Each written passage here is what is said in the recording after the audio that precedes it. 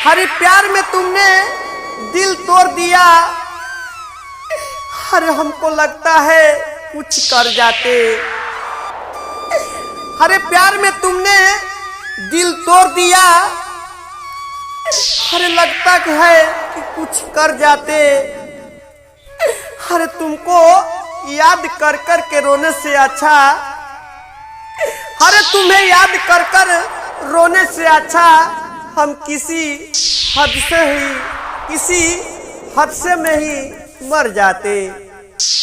Hello दोस्तों, आप सभी को बहुत बहुत स्वागत है हमारे न्यू दर्द वाला शायरी वीडियो में। तो चलिए हम आप सभी को टाइम वेस्ट ना करते हुए लेकर चलते हैं न्यू जख्मी दिल शायरी वीडियो में।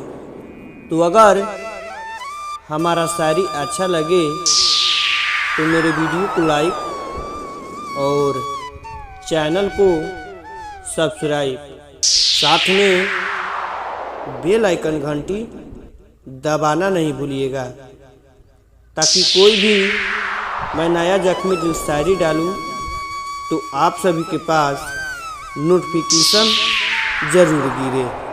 तो चलिए फाइनली हम आप सभी को टाइम वेस्ट ना करते हुए लेकर चलते हैं न्यू रुला देने वाला जख्मी दिल शायरी वीडियो में। रेडी 1 2 शो। हरे प्यार में तुमने अरे हे करेजा, हरे प्यार में तुमने दिल तोड़ दिया। अरे हमको लगता है कुछ कर जाते। हरे प्यार में तुमने दिल तोड़ दिया। अरे लगता है कि कुछ कर जाते। अरे तुमको याद कर कर के रोने से अच्छा, अरे तुम्हें याद कर कर रोने से अच्छा हम किसी हादसे में ही मर जाते। अरे तुमको याद करने से अच्छा किसी हम हादसे से ही मर जाते। अरे दिल बहुत जोर से दुखता है। अरे हे जान, अरे दिल बहुत जोर से दुखता है जब तुम हमको नजर नहीं आती। अरे दिल बहुत जोर से दुखता है जब तुम हमको नजर नहीं आती।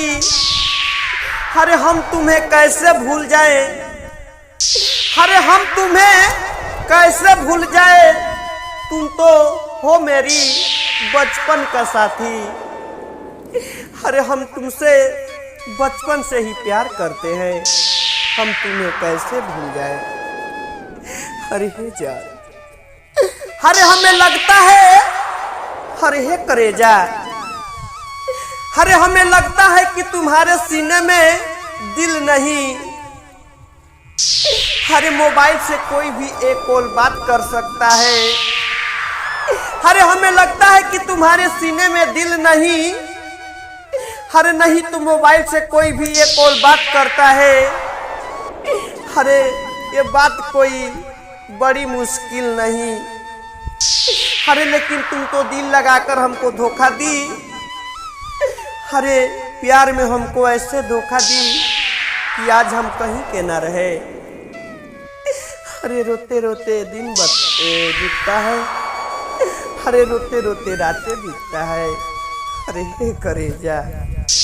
तो हेलो दोस्तों, आप सभी को हमारा शायरी कैसा लगा?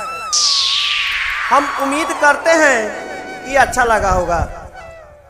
तो अच्छा लगा होगा तो मेरे वीडियो को लाइक और चैनल को सब्सक्राइब, साथ में बेल आइकन घंटी दबाना नहीं भूलिएगा, ताकि कोई भी मैं नया शायरी वीडियो अपलोड करूं तो आप सभी के पास नोटिफिकेशन जरूर गिरे। तो चलिए बने रहिए आप सब हमारे नेक्स्ट वीडियो के लिए।